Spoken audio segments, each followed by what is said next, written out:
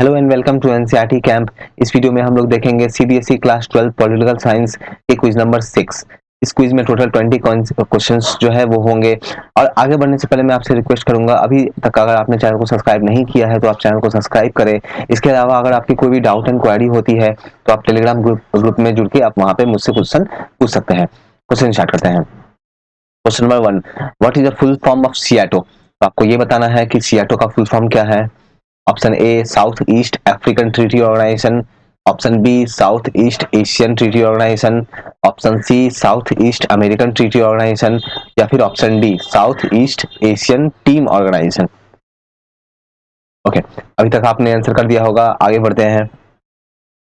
इन सभी क्वेश्चंस के आंसर मैंने वीडियो के एंड में रखा हुआ है, तो पहले आप अटेम्प्ट कीजिए, आप उनको कमेंट कीजिए आप कमेंट बॉक्स में, और फाइनली आप अपना स्कोर आप जरूर मुझे बताएं कि आपकी स्कोर कितनी आती है। Question number 2, central government feels that if industry is not allowed then it may. अगर इंडस्ट्री को अलाउ नहीं करते हैं तो सेंट्रल गवर्नमेंट को क्या लगता है क्या हो सकता है? कंपनी में complain against country in WTO. Company जो है वो डब्ल्यूटीओ में जाके हमारे कंट्री का अगेंस्ट कंप्लेन करेंगे। B discourage investment in country. इससे हमारे कंट्री में जो है इन्वेस्टमेंट जो है वो नहीं आएगा, वो डिस्करेजमेंट होगा।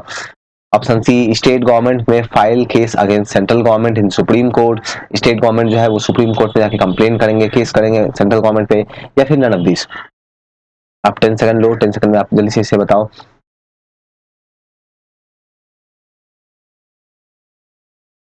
ओके, क्वेश्चन नंबर 3 में बढ़ते हैं। Shashi Tharoor was the former UN secretary general for.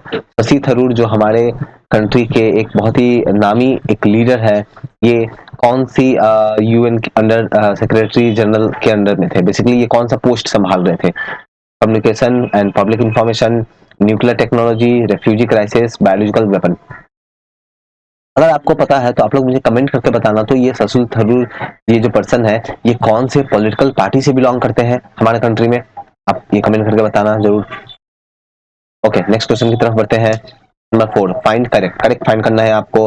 After the second world war the Soviet economy was then more developed then European countries. Second world war के बाद में हम लोग ये देखेंगे कि सोवियत इकोनॉमी जो है ये बहुत ही ज्यादा डेवलप्ड होगी as compare to European countries. Statement 2, USA economy was more developed than Soviet. तो इस टाइम पीरियड में हम लोग देखेंगे कि यूएसए की इकोनॉमी जो है वो सोवियत से ज्यादा डेवलप्ड होगी। आपको करेक्ट बताना है, ओनली वन, ओनली टू, दोनों ही करेक्ट है या फिर इनमें से कोई भी करेक्ट नहीं है। आप 10 सेकंड टाइम लो, 10 सेकंड में आप कमेंट करके बताओ।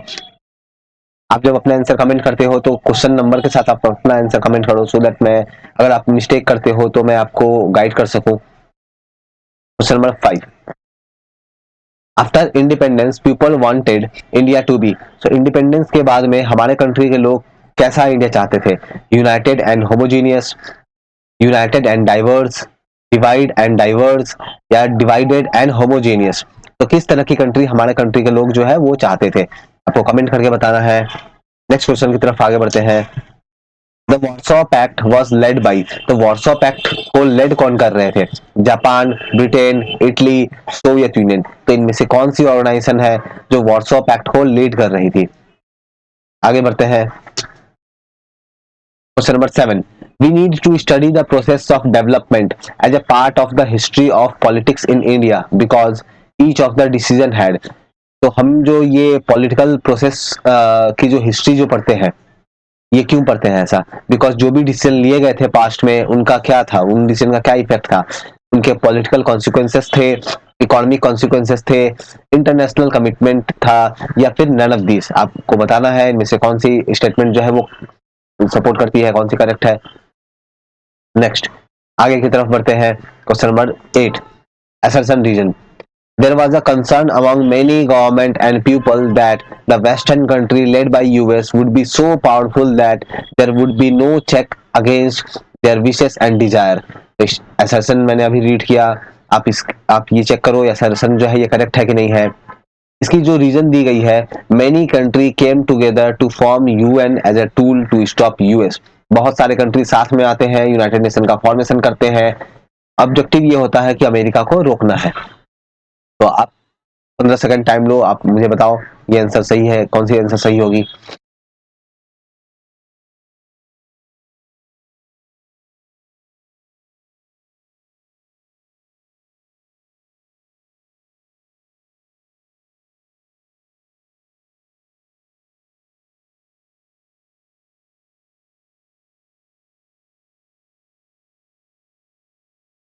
ओके, अभी तक आपने आंसर जरूर कर दिया होगा। आगे बढ़ते हैं। When did we celebrate first public day? बहुत ही इजी सा क्वेश्चन है, फिर भी मैंने इसे रखा है बिकॉज बहुत सारे स्टूडेंट्स को इसमें भी कंफ्यूजन होती है, तो इसी कारण से मैंने ये क्वेश्चन को रखा है। बहुत ही इजी सा क्वेश्चन है, मेरे ख्याल से अटेम्प्ट आपने कर भी लिया होगा। तो आगे बढ़ते हैं। Who was the leader of revolution of 1917 in Russia? Russia में जो रेवोल्यूशन हुई थी 1917 की रशिया में, तो उनके उसके लीडर कौन थे? Karl Marx, Joseph Stalin, Vladimir Lenin, option D Boris Yeltsin. इनमें से इन चार में से कोई एक तो आंसर है। बाकी तीनों के बारे में, बाकी जो तीन बच जाते हैं उन तीनों के बारे में जो है आप कुछ बोल पाओगे उनके बारे में? अगर आपको कोई भी फैक्ट पता है तो आप कमेंट करके आप बताना मुझे, अगर आपको कोई भी फैक्ट पता है उनके बारे में तो। नेक्स्ट आगे बढ़ते हैं। Question number 11, mark incorrect. इनमें से कौन सी स्टेटमेंट इनकरेक्ट है, आपको वो मार्क करना है। मैं आपके लिए रीड कर देता हूं। Member countries of the alliance are to provide bases in their respective land for superpower. Alliance system में जो भी कंट्रीज होते हैं उनको अपना लैंड देना पड़ता था, नॉट नेसेसरी कि गिफ्ट कर दे, बट उनको लैंड यूज करने के लिए अलाउ करना पड़ता था सुपर पावर को, सो दैट वो लोग उसको अपना बेस बना सके, वहां मिलिट्री वेपन्स या इक्विपमेंट रख सके। Statement 2, member country to support the superpower both in terms of ideology and military strength. member country जो थे वो सुपर पावर को आइडियोलॉजी और मिलिट्री स्ट्रेंथ दोनों में सपोर्ट करते थे। Statement C, when a nation attack any member country it is considered as an attack on all member country. किसी एक कंट्री पे अगर अटैक होता है तो अलायंस में जितने भी कंट्री है उन सभी पे अटैक माना जाएगा। या फिर option D, super power assist all the member countries to develop their own under weapons. तो सुपर पावर जो है वो मेंबर कंट्री को हेल्प करते थे ताकि वो कंट्री अपना खुद का वेपन बना सके। आपको इनकरेक्ट बताना है, आपने जरूर अभी तक मार्क कर दिया होगा। आगे बढ़ते हैं। Question number 12, find correct. In British India Punjab and Bengal were Muslim minority province. British India में पंजाब और बंगाल थी, ये एक मुस्लिम माइनॉरिटी प्रोविंस थी। Statement 2, people of Punjab and Bengal were first to know about country division area. Bengal और पंजाब के लोगों को सबसे पहले पता चला कि किस तरह से बाउंड्री जो है वो ड्रॉ की गई है डिवीजन का। तो आपको करेक्ट बताना है इसमें से। ओनली वन, ओनली टू, दोनों ही करेक्ट है या इनमें से कोई भी करेक्ट नहीं है।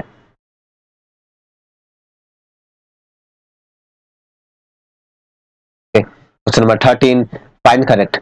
India followed which model of modern development. India ने कौन सी मॉडर्न डेवलपमेंट की मॉडल जो है उसको फॉलो किया?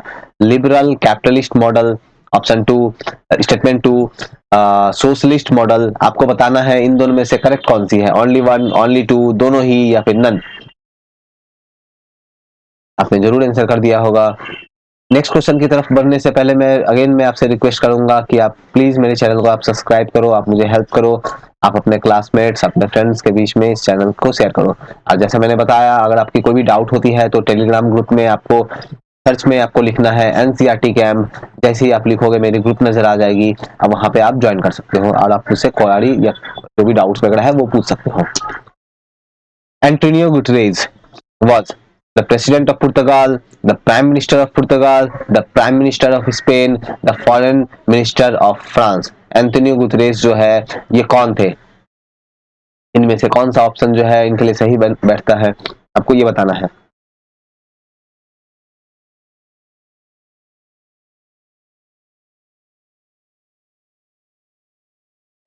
आपने जरूर अभी तक आंसर कर दिया होगा। तो question number 15, during the second world war east European countries were occupied by. Second world war के दौरान जो ईस्ट यूरोपियन कंट्री है उनके ऊपर किनका कब्जा हुआ था? USSR force, USA force, fascist force या फिर कम्युनिस्ट फोर्सेस।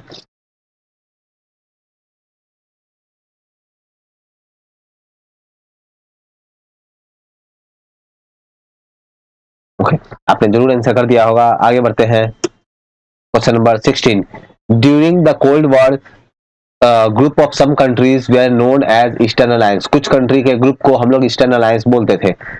नाउ कारण क्या है? They were east direction of USA.